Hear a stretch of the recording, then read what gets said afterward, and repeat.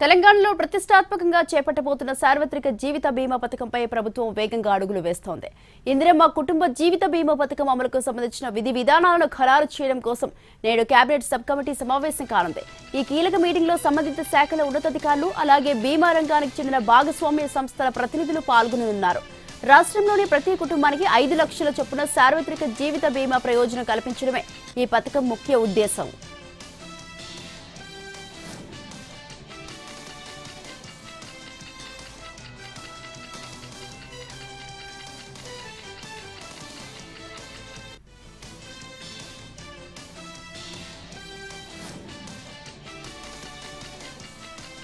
నేడు న్యూఢిల్లీలో హైదరాబాద్ హౌస్ లో క్వాడ్ దేశాల విదేశాంగ మంత్రుల సమావేశం జరగనుంది. ఈ సమావేశానికి విదేశాంగ మంత్రి జయశంకర్ అధ్యక్షత వహించనున్నారు. ఈ మీటింగ్ కు అమెరికా విదేశాంగ కార్యదర్శి మార్కో రూబియో, ఆస్ట్రేలియా విదేశాంగ మంత్రి పెన్నీ వాంగ్, జపాన్ విదేశాంగ మంత్రి తోషిమిత్సు మోటిగి హాజరు కానున్నారు.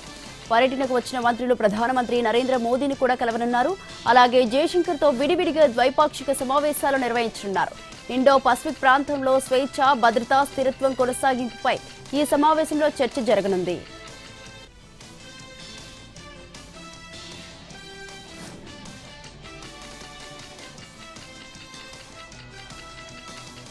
సచివాలయం వేదికగా రాష్ట్రంలో నిర్మిస్తున్న 8,000 ఇందిరాగాంధీ స్త్రీ శక్తి భవనాల నిర్మాణానికి సీఎం రేవంత్ రెడ్డి వర్చువల్ గా శంకుస్థాపన చేశారు. ప్రజాపాలన ప్రగతి ప్రణాళికలో భాగంగా నిర్వహిస్తున్న మహిళా వార్షోత్సవాల కార్యక్రమం చేపట్టారు. మహిళలను ఆర్థికంగా నిలబెట్టే దిశగా ఇది చారిత్రక కార్యక్రమమని రేవంత్ అన్నారు. చిలుక పచ్చ రంగులో ఉన్న ఇందిరమ్మ చీరల 4 కొత్త డిజైన్లను ఆవిష్కరించారు. ఒకే రోజు ఒకే సమయంలో 8,000 భవనాలకు శంకుస్థాపన చేయడం దేశంలోనే సంచలన నిర్ణయమన్నారు. ప్రజాప్రభుత్వం మహిళా సంఘాలకు 60,472 కోట్ల బ్యాంక్ లింకేజీ రుణాలు అందించిందని, వడ్డీ లేని రుణాలకు ఇప్పటికే 1,300 కోట్లను చెల్లించిందన్నారు రేవంత్. మహిళా సంఘాలు ఇకపై చిన్న చిన్న ఉపాధి కార్యక్రమాలకే పరిమితం కాకుండా పెద్ద వ్యాపారాల్లోకి రావాలని పిలుపునిచ్చారు.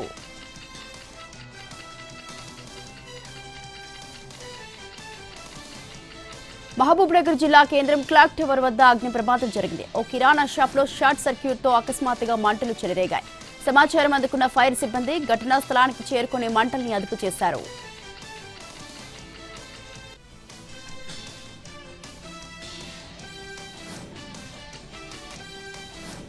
పెద్దపల్లి జిల్లా కేంద్రం మీదుగా సాగుతున్న అక్రమ మట్టి రవాణాను స్థానికులు అడ్డుకున్నారు. మట్టి లోడుతో వెళ్తున్న 21 టిప్పర్లను పెద్దపల్లి పట్టణ శివార్లోని ఎల్లమ్మ దేవాలయం సమీపంలో అడ్డగించారు. వెంటనే అక్రమ రవాణా గురించి రెవెన్యూ అధికారులకు సమాచారం అందించారు స్థానికులు. ఘటనా స్థలానికి చేరుకున్న డిప్యూటీ తహసీల్దార్ వాహనాలను తనిఖీ చేసి పర్మిషన్ లేని లారీలను సీజ్ చేశారు. మట్టిని తరలిస్తున్న 21 లారీలను పరిశీలించగా 15 లారీలకు పర్మిషన్ ఉందని, పర్మిషన్ లేని 6 లారీలను సీజ్ చేసినట్టు తెలిపారు డిప్యూటీ తహసీల్దార్.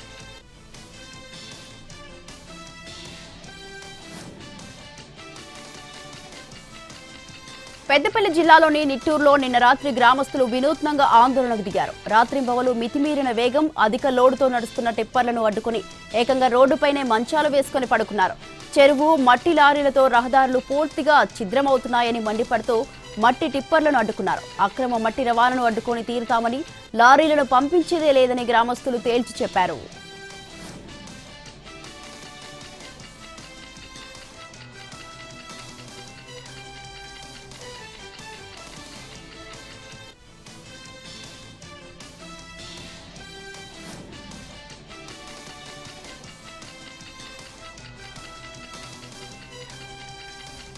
ప్రభుత్వ సేవలు ప్రజలకు మరింత సులభంగా, వేగంగా అందేలా చూడాలన్నారు సీఎం చంద్రబాబు.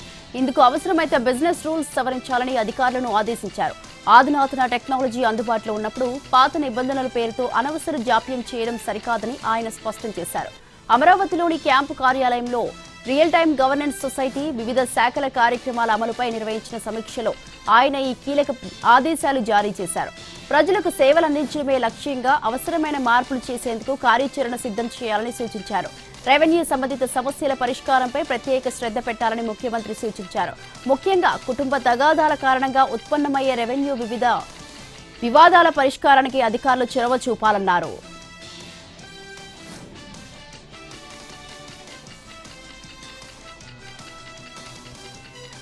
పార్టీలో క్రమశిక్షణ తప్పితే ఉపేక్షించేదే లేదని జనసేన అధినేత పవన్ కళ్యాణ్ తీవ్ర స్వరంతో హెచ్చరించారు. పార్టీ ఒక సైనిక పటలాంలా ముందుకు నడిపించేందుకు కఠిన నిర్ణయాలు తప్పవని స్పష్టం చేశారు. రాజమండ్రిలో జరిగిన పార్లమెంటరీ స్థాయి నాయకులు కార్యకర్తల సమావేశంలో ఆయన మాట్లాడుతూ పార్టీలో ప్రక్షాళనకు శ్రీకారం చుడుతున్నట్లు సంచలన ప్రకటన చేశారు. దీనికి తొలి అడుగుగా అంతర్గత కలహాలతో సతమతమవుతున్న ప్రకాశం జిల్లా జనసేన కార్యవర్గాన్ని పూర్తిగా రద్దు చేస్తున్నట్లు ప్రకటించారు. ప్రకాశం జిల్లా కమిటీలో తీవ్రమైన వర్గ విభేదాలు ఉన్నాయని, కేవలం 25 మంది సభ్యుల మధ్య ఏకంగా 54 గొడవలు ఉన్నాయని పవన్ ఆవేదన వ్యక్తం చేశారు. అంతర్గత కలహాలతో ఒకరినొకరు పనిచేయనివ్వకుండా పార్టీ ప్రతిష్టకు భంగం కలిగిస్తున్నారని మండిపడ్డారు. పార్టీలో ఇలాంటి క్రమశిక్షణ రాహిత్యాన్ని ఎంతమాత్రం ఉపేక్షించేదే లేదని ఆయన స్పష్టం చేశారు.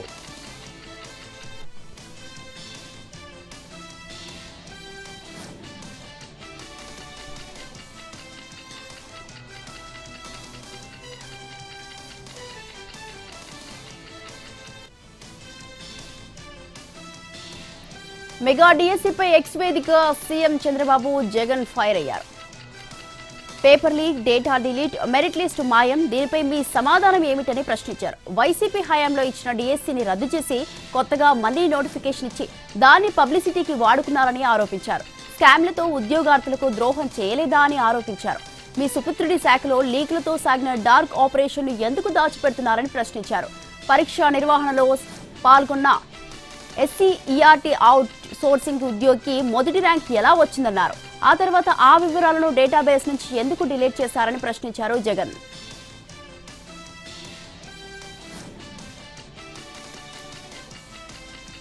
ఇవాళ రాజమండ్రిలో డిప్యూటీ సీఎం పవన్ తో సీనియర్ నిర్మాతలు భేటీ కానున్నారు. సాయంత్రం 4 గంటలకు పవన్ కళ్యాణ్ తో ఈ సమావేశం జరగనుంది.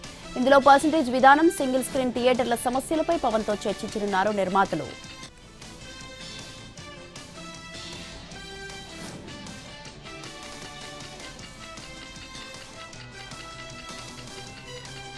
విజయవాడలో నేటి నుంచి దుర్గగుడి ఘాట్ రోడ్డు మూతపడనుంది.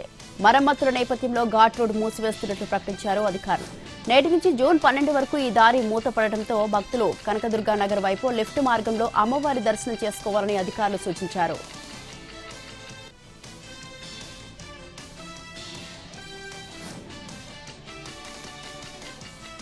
పార్వతీపురం మన్యం జిల్లా గుమ్మలక్ష్మీపురం ఏజెన్సీ ప్రాంతంలో ప్రజలకు అవగాహన కార్యక్రమాలు నిర్వహించారు పోలీసులు.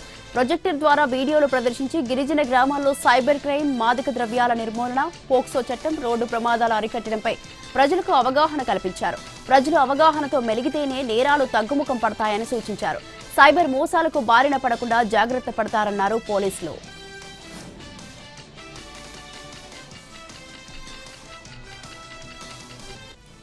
అంబేద్కర్ కోనసీమ జిల్లా అమలాపురం మండలం నామాలవారిపాలెంలో చోరీ జరిగింది. శివశంకర్ ప్రసాద్ అనే వ్యక్తి తన మెడికల్ చెకప్ కోసం కాకినాడకు వెళ్లగా ఇంట్లో ఎవరూ లేని సమయం చూసి దొంగలు చోరీకి పాల్పడ్డారు.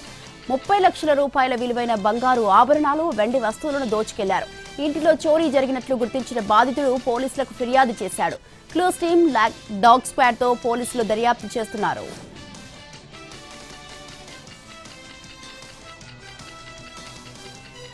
ఏలూరు జిల్లా రామచంద్రరావుపేటలో అగ్ని ప్రమాదం జరిగింది. విజయ రెసిడెన్సీ అపార్ట్మెంట్ లో విద్యుత్ షార్ట్ సర్క్యూట్ కారణంగా మంటలు చెలరేగాయి.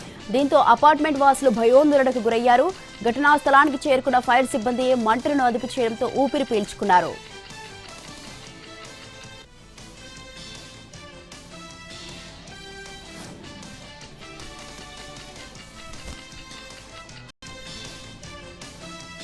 చైనాకు ప్రత్యామ్నాయంగా ప్రపంచానికి ఒక సరికొత్త గ్లోబల్ తయారీ కేంద్రంగా ఎదగాలని భారత్ గట్టిగా ప్రయత్నిస్తూ వస్తోంది. అందుకు అనుగుణంగా పరిశ్రమలు సిద్ధమవుతున్న తరుణంలో చైనా తన సప్లై చైన్ పట్టును మరింత బిగించింది. ఆ దేశం తాజాగా తీసుకొచ్చిన కొత్త ఎగుమతి నిబంధనల వల్ల భారత్లో ఎలక్ట్రానిక్స్, ఆటోమొబైల్ రంగాలు భారీ కుదుపునకు లోనయ్యే అవకాశాలు ఉన్నాయి. చైనా ప్రభుత్వం స్టేట్ కౌన్సిల్ డిగ్రీ 834/835 పేరుతో కొత్త నిబంధనలు అమల్లోకి తెచ్చింది. దీని ప్రకారం ఆధునిక సాంకేతికత, కీలక యంత్రాలు, ఖనిజాల ఎగుమతులపై చైనా ఆంక్షలు విధించింది. తమ ఫ్యాక్టరీలను వేరే దేశాలకు తరలించే కంపెనీలు లేదా అధికారులపై చట్టపరమైన చర్యలు తీసుకునేలా ఈ కొత్త రూల్స్ ఉన్నాయి.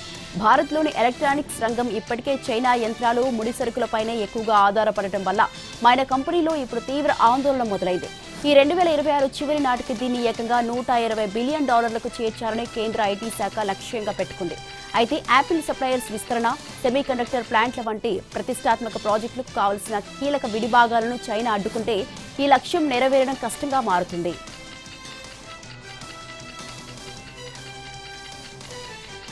భారత వైమానిక దళాన్ని మరింత శక్తివంతం చేసే దిశగా రక్షణ శాఖ కీలక ముందడుగు వేసింది. ఫ్రాన్స్ నుంచి మరో 114 రఫేల్ యుద్ధ విమానాల కొనుగోలుకు సంబంధించిన అధికారిక ప్రతిపాదన లేఖను కేంద్ర ప్రభుత్వం సిద్ధం చేసింది. రాబోయే కొన్ని రోజుల్లోనే దీన్ని ఫ్రాన్స్ ప్రభుత్వానికి పంపించనున్నట్టు రక్షణ శాఖ వర్గాలు వెల్లడించాయి.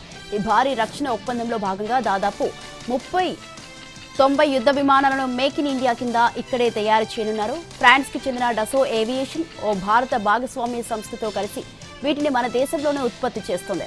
మిగిలిన విమానాలను మాత్రం నేరుగా ఫ్రాన్స్ నుంచి ఫ్లై అవే స్థితిలో దిగుమతి చేసుకుంటారు. మన లేఖకు ఫ్రాన్స్ స్పందించిన తర్వాత అధికారికంగా టెండర్ ప్రక్రియ ముందుకు సాగుతుంది.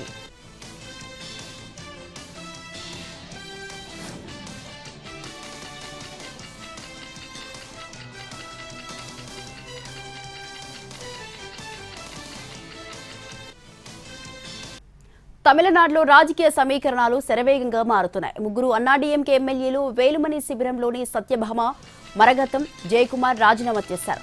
ఆపై వెంటనే స్పీకర్ ఆమోదించడం, ఆ వెంటనే టీవీకేలో చేరడం చకచకా జరిగిపోయాయి. రాజీనామా చేసిన ముగ్గురు నేతలు సీఎం విజయ్ని కలిశారు. టీవీకేలోకి ముగ్గురిని కండువా కప్పి ఆహ్వానించారు. ముగ్గురు ఎమ్మెల్యేల రాజీనామాలను ఆమోదించడంతో తమిళనాడు అసెంబ్లీలో ఖాళీలు మొత్తం 4కి చేరాయి. వీరి రాజీనామాలు కూడా ఆమోదం పొందడంతో 6 నెలల్లోపు ఉప ఎన్నికలు జరగాలి. ఇక బైపోల్స్ లో వీరు విజయం సాధిస్తే అసెంబ్లీలో టీవీకే బలం మరింత పెరుగుతుంది.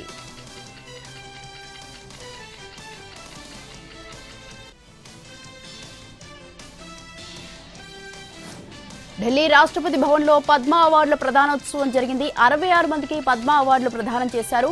వీరిలో 2కి పద్మ విభూషణ్, 6గురికి పద్మభూషణ్, 58 మంది పద్మశ్రీ అవార్డులు దక్కాయి. నటుడు ధర్మేంద్ర, వీసీ అచ్యుతానందకు పద్మ విభూషణ్, ముమ్మట్టి అల్కయజ్ఞకు విజయ్ అమృతరాజ్కు పద్మభూషణ్ అవార్డులు దక్కాయి. రాష్ట్రపతి ద్రౌపది ముర్ము అవార్డు గ్రహీతలకు పురస్కారాలు అందజేశారు. ఉపరాష్ట్రపతి, ప్రధానమంత్రి నరేంద్ర మోదీ సహా పలువురు కేంద్ర మంత్రులు ఈ కార్యక్రమానికి హాజరయ్యారు. ఈ ఏడాది పద్మ అవార్డుల ఎంపికలో కేంద్ర ప్రభుత్వం ఓ సరికొత్త సంప్రదాయాన్ని కొనసాగించింది. సమాజం కోసం తెర వెనుక ఉండి నిశ్శబ్దంగా అద్భుతాలు సృష్టిస్తున్న 45 మంది అనామక వీరులకు ఈసారి అవార్డులో పెద్దపీట వేశారు. వీరంతా తమ జీవితంలో ఎదురైన వ్యక్తిగత కష్టాలు, కన్నీళ్లు, కఠినమైన సవాళ్లను అధిగమించి తాము ఎంచుకున్న రంగాలలో రాణించడమే కాకుండా సమాజ శ్రేయస్సు కోసం నిరంతరం శ్రమిస్తున్నారు. ప్రేమ నిరాకరించిందని ఓ యువతి ఇంటిపై పెట్రోల్ బాంబులతో దాడికి పాల్పడ్డాడు ఓ యువకుడు. ఈ ఘటన తమిళనాడులోని కోయంబత్తూరు సమీపంలోని తొండముత్తూరు ప్రాంతంలో జరిగింది. ఓ యువకుడు నేరస్తుడని తెలిసిన యువతి అతని ప్రేమను నిరాకరించింది. దీంతో ఆగ్రహంతో ఆ యువకుడు తన స్నేహితుడితో కలిసి యువతి ఇంటిపై పెట్రోల్ బాంబులు విసిరాడు. దీంతో ఆ ఇంట్లో మంటలు చెలరేగాయి. వెంటనే అప్రమత్తమైన ఆ ఇంట్లోని వాళ్ళు మంటలను ఆర్పివేశారు. దీంతో పెను ప్రమాదం తప్పింది. ఈ దాడికి సంబంధించిన దృశ్యాలు అక్కడే సీసీ కెమెరాలో రికార్డయ్యాయి. బాధితుల ఫిర్యాదు మేరకు కేసు నమోదు చేసుకున్న పోలీసులు సీసీటీవీ ఫుటేజీ ఆధారంగా దర్యాప్తు చేపట్టారు.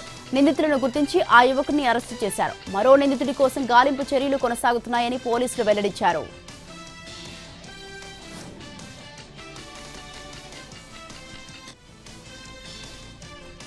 పశ్చిమ బెంగాల్లో అధికార మార్పిడి తర్వాత మాజీ సీఎం మమతా బెనర్జీకి వరుస షాకులు తగులుతున్నాయి. అసెంబ్లీ ఎన్నికలలో ఓటమి తర్వాత తృణమూల్ కాంగ్రెస్ అంతర్గత కలహాలతో సతమతమవుతోంది. పార్టీలో కార్యకర్తలు, మద్దతుదారులు ఒక్కొక్కరిగా తప్పుకుంటున్నారు. ఈ సమయంలో బారాసత్ జిల్లా పార్టీ అధ్యక్ష పదవికి సీనియర్ నాయకురాలు, లోక్సభ సభ్యురాలు కకోలి ఘోష్ దస్తీదార్ రాజీనామా చేశారు. బారాసత్ జిల్లాలో పార్టీ పరాజయానికి నైతిక బాధ్యత వహిస్తూ అధ్యక్ష పదవికి తాను రాజీనామా చేస్తున్నట్లు ప్రకటించారామె. ఈ ఓటమికి ప్రధాన కారణం ఐపాక్ వ్యూహాలేనని ఆరోపించారు. తనలాంటి అనుభవజ్ఞులైన రాజకీయ నాయకులను కూడా ఐపాక్ ప్రతినిధులు కించపరిచేలా వ్యవహరించారని అన్నారు కకోలి.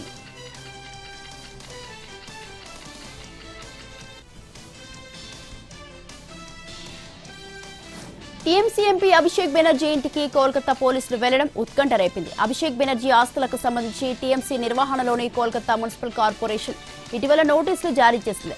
బిల్డింగ్ ప్లాన్ ఆమోదానికి సంబంధించిన డాక్యుమెంట్లు చూపించాలని కోరింది. అభిషేక్ కు చెందిన ఆయనకు సంబంధం ఉన్నట్టుగా భావిస్తున్న 17 నుంచి 21 ప్రాపర్టీలకు సంబంధించి నోటీసులు పంపింది. ఈ క్రమంలో అభిషేక్ బెనర్జీ ఇంటికి పోలీసులు వెళ్లడంతో అక్కడ ఉత్కంఠ వాతావరణం నెలకొంది. టీఎంసీ కార్యకర్తలు పెద్ద సంఖ్యలో ఇంటి దగ్గరకు చేరుకున్నారు. అయితే కాసేపటికే పోలీసులు అక్కడి నుంచి వెళ్లిపోవడంతో పరిస్థితి సద్దుమణిగింది.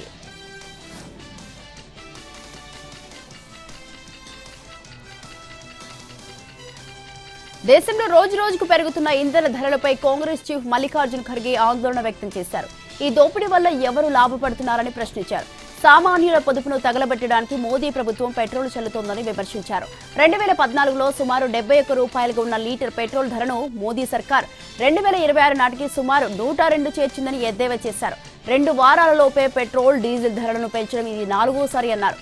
ఈ రోజు వారి ఇంధన దోపిడీ ఇంకా ముగిసిపోలేదన్నారు. ప్రజల అవసరాల కంటే లాభానికే ప్రాధాన్యం ఇవ్వడం బీజేపీ నైజాం అన్నారు.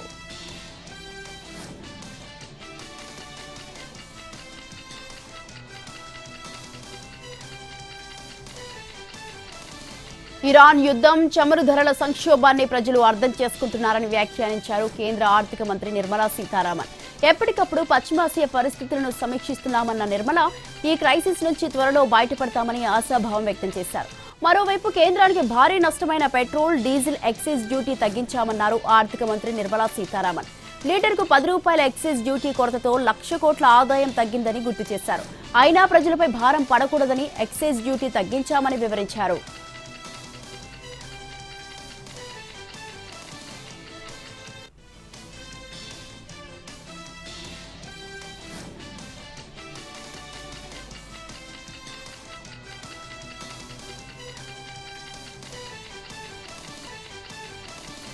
నైరుతి రుతుపవనాల రాక ఆలస్యం కానున్న నేపథ్యంలో తెలుగు రాష్ట్రాల్లో ఎండలు మరో వారం రోజుల పాటు టారెత్తించనున్నాయి.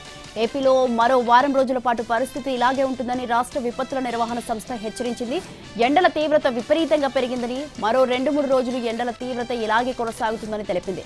నేడు ఏలూరు, కృష్ణా, ఎన్టీఆర్, గుంటూరు, పల్నాడు, బాపట్ల, మార్కాపురం, ప్రకాశం జిల్లాలో 45 నుంచి 46 డిగ్రీల ఉష్ణోగ్రతలు నమోదవుతాయని పేర్కొంది. ఈ ఏడాది మాన్సూన్ సీజన్పై ఎల్నినో ఎఫెక్ట్ తీవ్రంగా ఉంటుందని వాతావరణ శాఖ అంచనా వేసింది. జూన్, జూలై, ఆగస్టు, సెప్టెంబర్ నెలల్లో ఈ ఎల్నినో ప్రభావం కనిపిస్తుందని తెలిపింది.